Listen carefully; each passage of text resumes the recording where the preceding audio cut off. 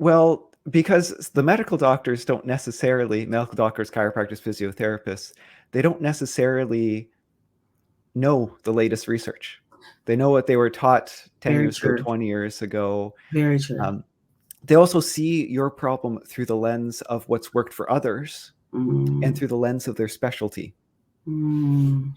And the frustrating thing is, for most people, there isn't a quick fix.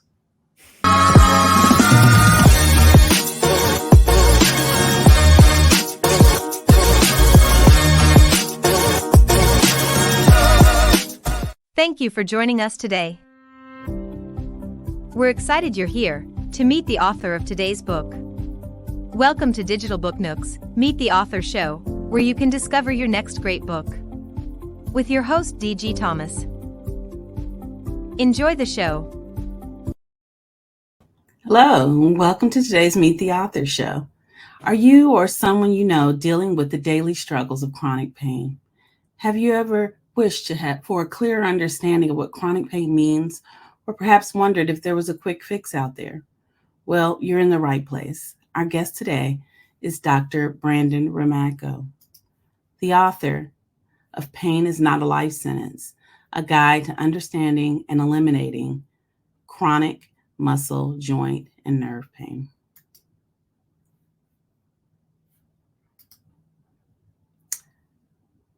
So Dr. Ramakko's book is a comprehensive resource that demystifies the complexities of chronic pain and offers valuable insights to managing these challenging conditions.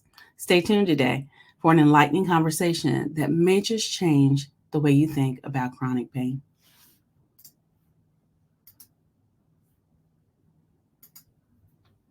Dr. Brandon Ramakko spent most of his adult life teaching college-level physics in Montreal, Canada. But when his own health and the health of his loved ones suffered due to indifferent and unsatisfactory healthcare, he took it upon himself to start his own healthcare education. He tries to share this knowledge as much as humanly possible so that others aren't stuck suffering like he was. While starting his healthcare education with a BS in human biology, he has gone on to become a board-certified neuromusculoskeletal medicine specialist, obtained physician-level certification in MSK sonography, and is a board-certified lifestyle medicine professional.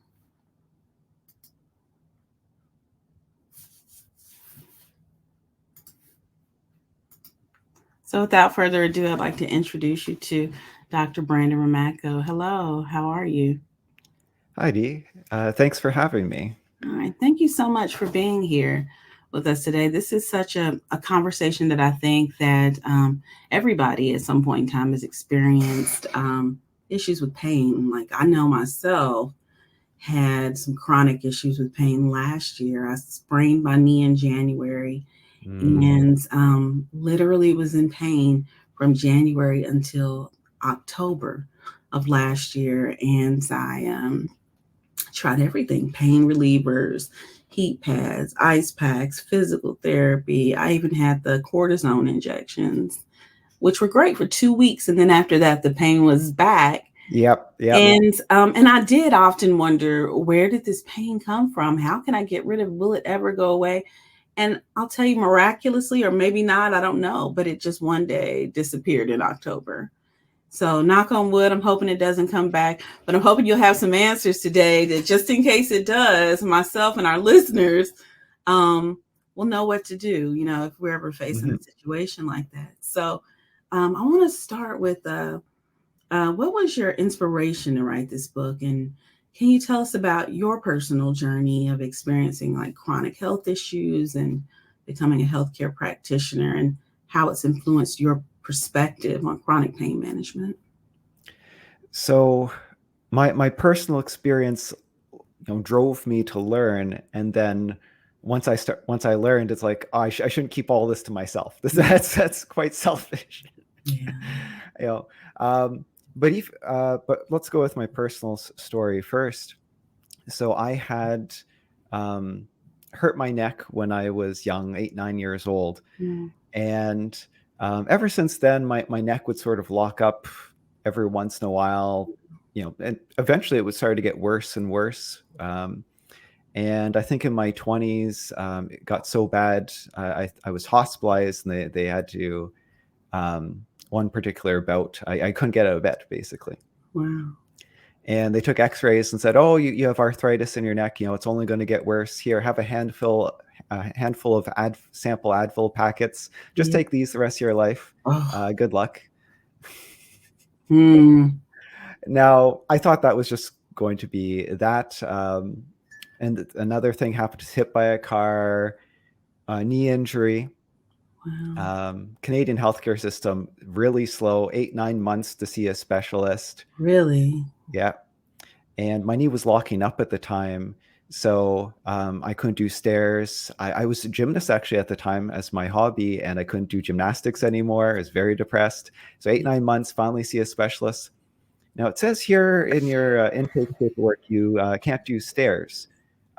Is there an elevator at your job? I was like, yeah, there's an elevator. That's what I've been using. Oh, well, then you're fine. You don't even need to do stairs. Yeah. And it's probably just wear and tear. Like you said you cycled, so you probably just bike too much, just wear and tear. But I'll let you know, right now, I have no neck problems. Right now, I have no knee problems. And yeah, well, and even so the education I got was fairly good. Like right when I got my doctorate, fairly good, I considered.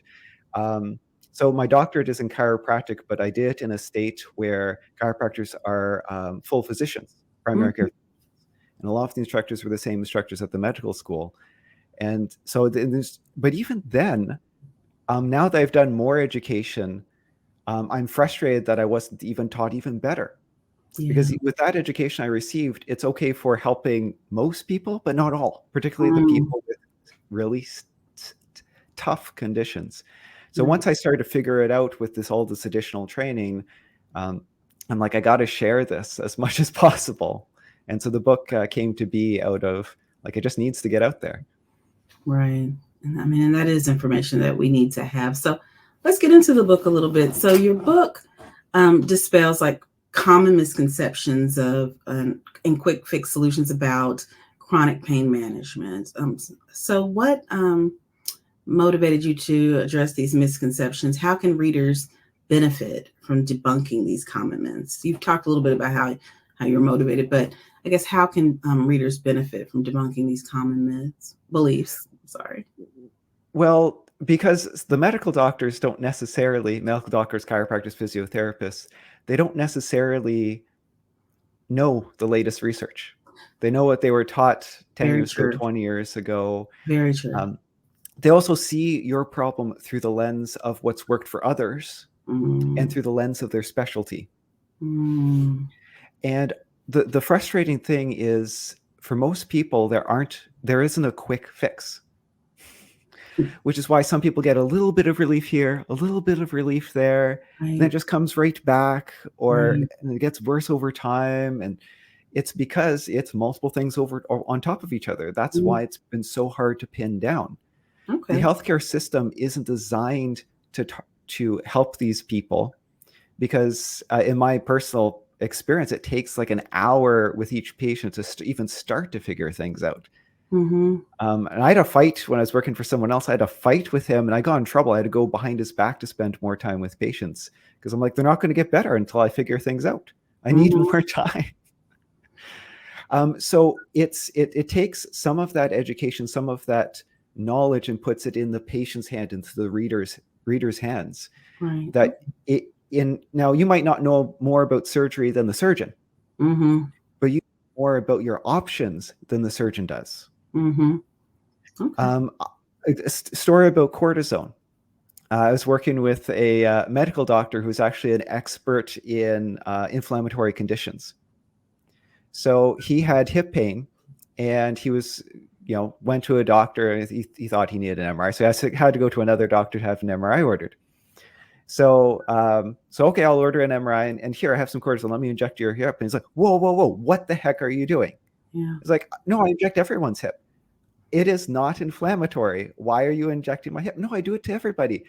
Stop. I know. Right. No, I had a similar Excellent. experience. So yes, you're right. Oh. Because it does give temporary relief. Mm-hmm. And sometimes that's required if the pain is really, really intense, that the person Mm-hmm. just can't move. But cortisone is actually destructive.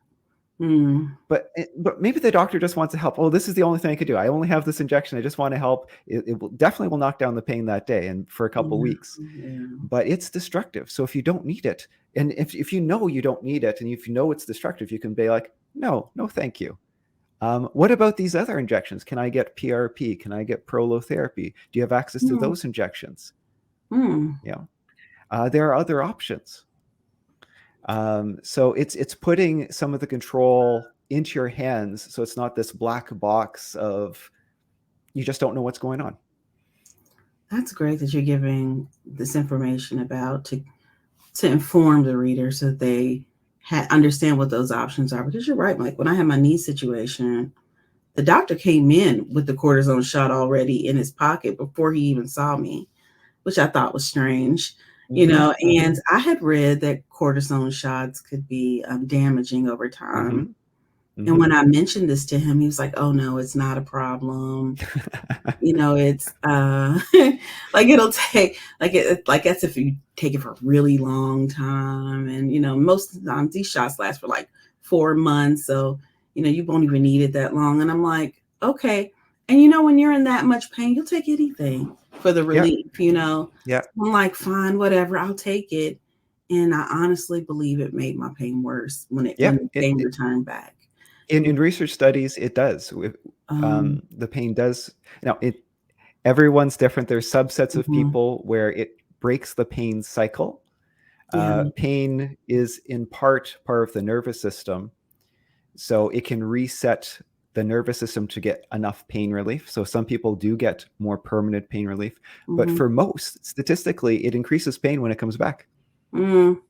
So let's talk about that, the uniqueness of each individual. So it's like, can you elaborate on why it's essential for readers to understand the uniqueness of their own conditions and how this knowledge can impact their pain management journey?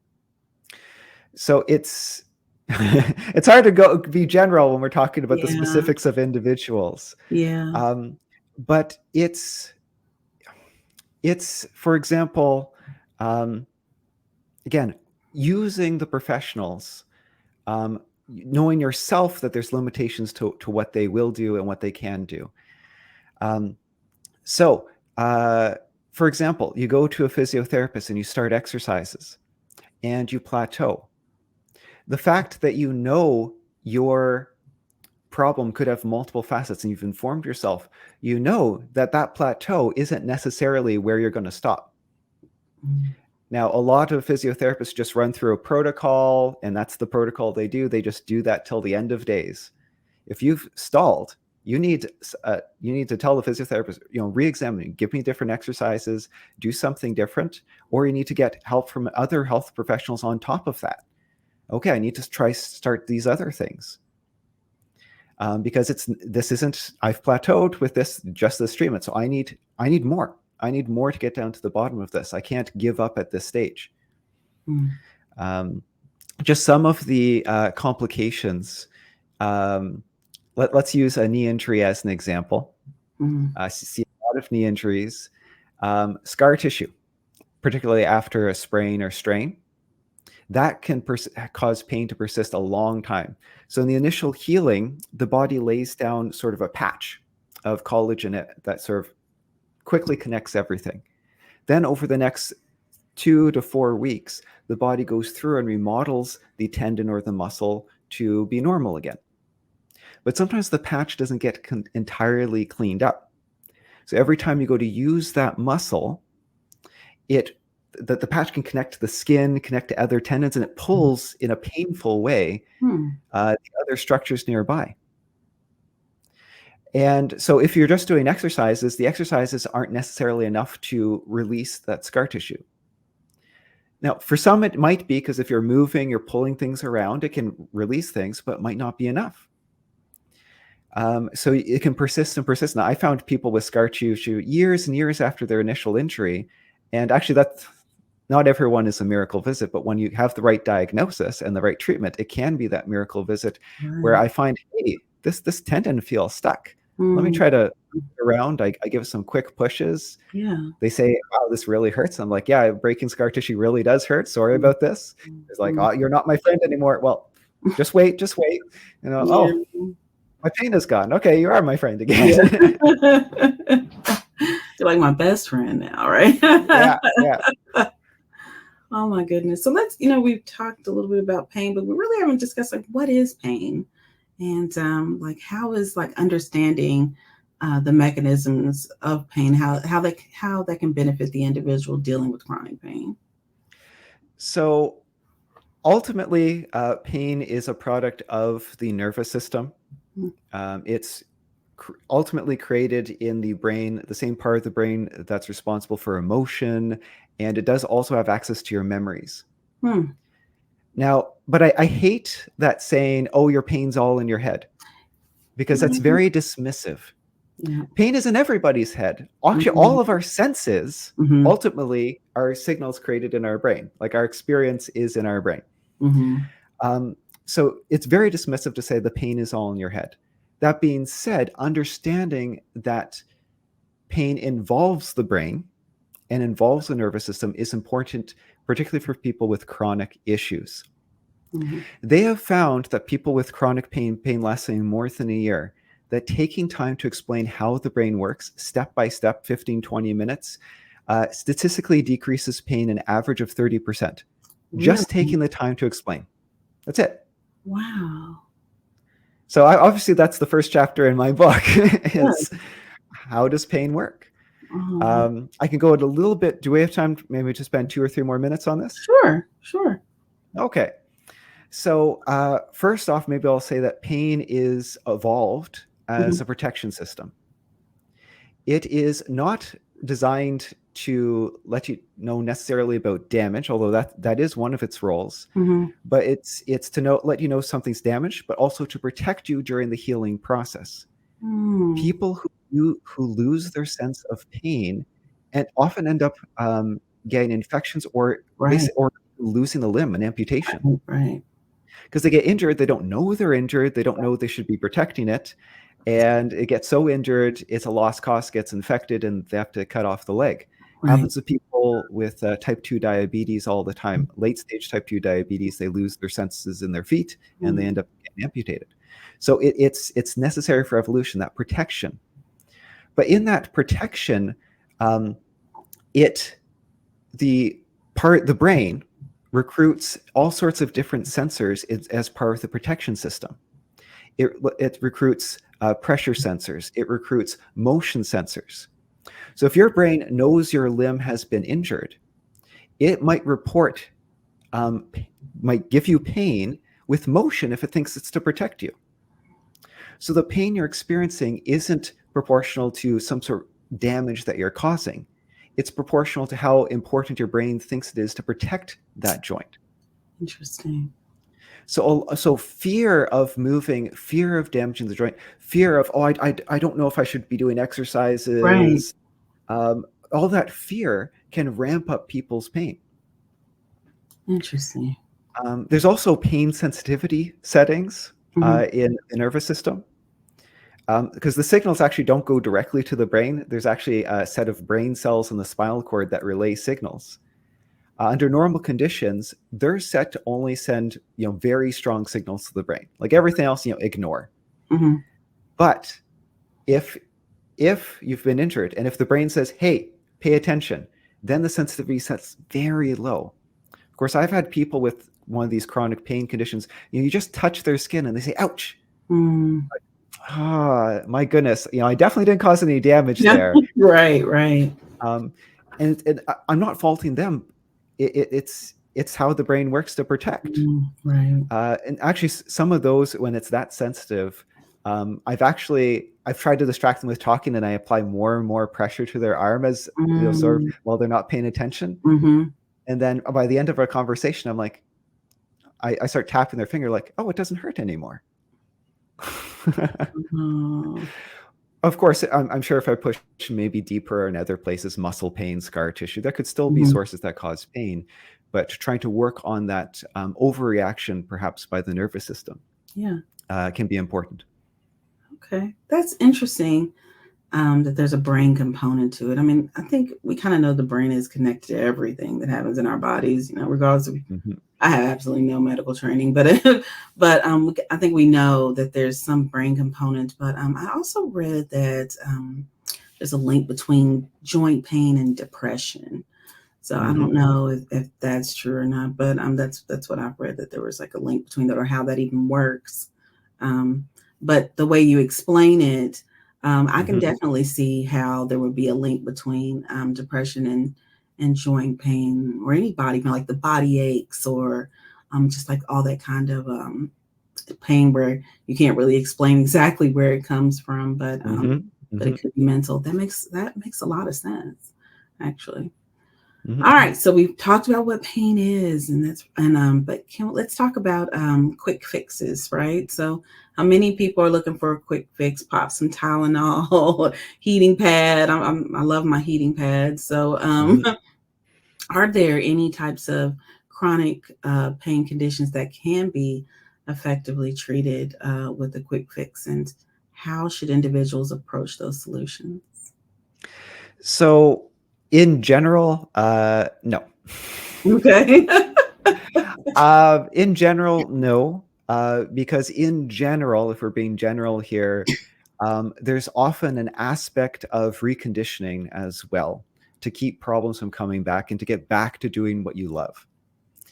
So, in general, to completely eliminate, 100% completely eliminate someone's chronic pain, it involves exercises of some sort, Mm, which isn't a quick fix. right, right. That being said, if the pain hasn't been going on too long, or at least for temporary pain relief, there are some quick fixes, some better than others. We already talked about the cortisone, which is a quick fix for pain, but can cause more pain later. So I try to stay away from that. Um, in terms of, I love finding scar tissue. If someone's had like a major injury to their hand, to their knee, something involving tendons or muscles, trying to work out scar tissue or fascial adhesions can be a real quick fix. Mm. In fact, I have a video I hope to upload. I've been uploading videos to YouTube every couple of days for the past couple of weeks, and I have another, I think, 10 lined up to release. And one of them is trying to break up your own scar tissue at home. Oh, you can do that. Oh, it's the tricky thing about doing a lot of these things yourself is that it's sometimes hard to find because you don't have the touch to feel things, Right. whereas a professional can feel the individual tendons. Mm. But a lot of these things are fairly safe to try. Okay. So there are things you can try. If you don't succeed, then you can go to a specialist. Yeah. But again, you might have to try different specialists, but you can't give up. You have to try different specialists to find one who will do what you want. You want someone to break up scar tissue and fascial adhesions. But if you even have an idea of what that sort of looks like, you can almost grade about how well a job they're doing. Uh, that they're not just doing a generic treatment to everybody, they're actually targeting where your pain is. I can do a very brief description of breaking up fascial adhesions and scar tissue. Sure. Um, so if you compare one side to the other, let's say your painful side to your non-painful side, Uh-huh. and you just feel for how the skin is gliding, because the Yeah. skin should glide over the muscles. Okay. If on one side the skin doesn't glide in one direction, and in particular it's a little painful when you try to glide in the direction, Mm-hmm. Mm-hmm. that's a sign that the skin is stuck to the muscles underneath. Oh. So what you do, although it's a little painful, is you grab that skin and you do a quick thrust, a quick push in that Uh-huh. painful direction to free it up. You're breaking up the scar tissue. And that doesn't cause more damage if you don't know what you're doing. So you brought up the point. This should not be done in the healing process of an injury. Okay. Okay. So with a fresh injury, this is dangerous to do because you can re-injure yourself. Okay. If this is done after the initial healing phase, so after the 2 to 4 weeks where almost entirely the healing has happened, then even though it's painful, there's nothing for you to damage with that Mm. amount of force. and that depth, because you're working on the level of the skin, right? Assuming you don't have any cuts on the skin, you're not going to damage your skin by pushing on your skin. Right. You're just going to break these adhesions. Now, breaking these adhesions can be cause a little bit of swelling, can cause some soreness. If there are a lot of them, icing afterwards, because it's those adhesions are made of the same fibers that your ligaments are made of. So it's like you're getting a spraying of ligaments that shouldn't exist. Mm. So yeah, it's like you might be giving yourself a little bit of an injury by breaking these, but by breaking them, you're freeing the muscles underneath to move, and you're also freeing that source of painful signals that are, of course, going up to your brain. Yeah. Similarly with muscles, your muscles, you should be able to almost grab your muscles and sort of shake them back and forth, or in your hand, you should be able to sort of move your tendons around a little bit. There should be a little bit of movement. Right.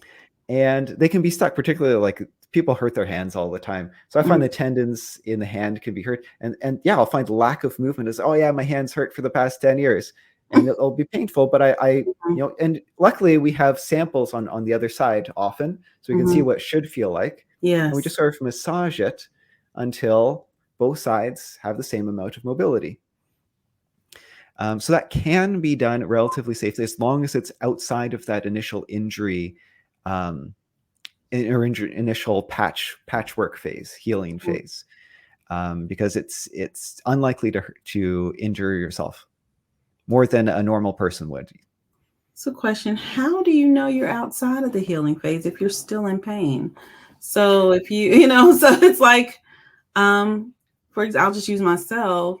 I would have thought over the course of 10 months, I was fine, but the pain was still there. How do I know if I was outside of the healing phase? I mean, I thought like maybe when the swelling went down, I was healed or whatever, but it still hurt. So how would you know that you're in the safe zone, I guess, to even try something like that? Pretty much for all injuries, after about 2 months, you're safe. Okay. For most injuries, it's in between 2 to 4 weeks, though. Mm. You have to sort of go by the calendar, though, because the pain, as you've experienced, can persist. Exactly. But that's the protection mode. Okay. That's protection mode. Your brain is still in protection mode. It's still getting signals, maybe from scar tissue. It's like, oh yeah, I better trigger the pain. Maybe you're thinking, okay, maybe you're consciously thinking, oh, it must be still injured. So that reinforces the protection mode. Muscle pains. A lot of people have muscle pains post-injury because you end up limping a little bit after the injury. So you end up overusing some muscles, underutilizing others. And that is the root cause of the pain that continues. It's misusing the muscles. And so it's muscle pain that ends up having to be treated. Has nothing to do with the initial injury. Oh my gosh, so many people, oh yeah, it's that disc herniation from 20, 30 years ago.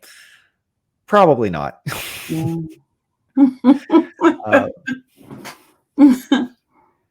Yeah. All right. Well, so I guess my last question is what would you like to see your readers get from this book? How would you like to see them be able to use this as a guide or a tool to help self-manage their own chronic pain? I'd love to hear some stories about some success stories. I would love to treat every individual person myself. Actually, if you have question and answer, I can do question and answer sessions if they want to book a session with me. But I'm in Indonesia at the moment. I can't personally go and work out people's muscles, do acupuncture to people, or use ultrasound to actually, oh, that's a good way. Sorry, but last question. I can use ultrasound, or you can look for an ultrasound specialist in MSK to actually look at the muscles and the what was injured to verify that it's healed. Oh, okay. Nice. I loved learning that specialty. Most sonographers don't know how to scan, though, so it is a very niche specialty. But yeah, I want to hear success stories. Again, most people won't be able to do it just on their own, but I'm hoping that they can use the resources available to them, the health professionals, that it'll give people hope that they won't just give up. Oh, I guess this is as good as it's going to get. The doctor said it's only going to get worse. I want to give people hope. I want to hear stories of people either completely getting rid of their pain or getting some pain relief enough to start doing things that they used to love. Yeah, that's always a wonderful feeling when you're able to be pain-free. And so it's this wonderful work you've done here and you're doing here. And thank you, Dr. Ramakko, so much for joining us today to discuss your book and sharing your expertise and insights and examples. And really, that was just really informative. I learned a lot. So I'm hoping our readers take away from this show today something that can really help them in their pain relief too. Thank you so much for having me. All right, and I want to show your book again.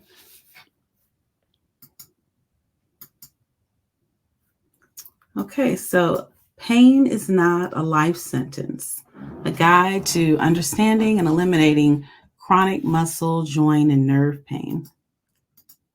It is available on Amazon. And if you would like to learn more about Dr. Ramakko and his work and to contact him for more information, this is his website address, and it will also be on the Digital Book Nook blog.